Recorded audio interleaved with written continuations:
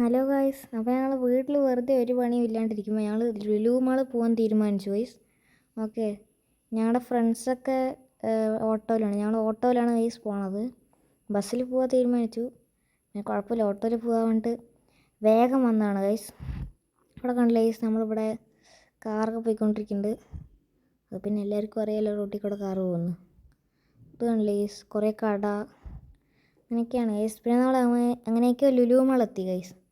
Okay, ഇവിടെ കണ്ടില്ലേ കുറേ സാധനങ്ങളൊക്കെ നമ്മൾ വാങ്ങിയിട്ടുണ്ട്. ഇവിടെ കുറേ ഫ്രൂട്ട്സ് അങ്ങനെ കുറേ ഐറ്റംസൊക്കെ ഇവിടെ ഉണ്ട്. നമുക്ക് ഞാൻ എന്തൊക്കെയോ പറയുന്നുണ്ട് ഇവിടെ.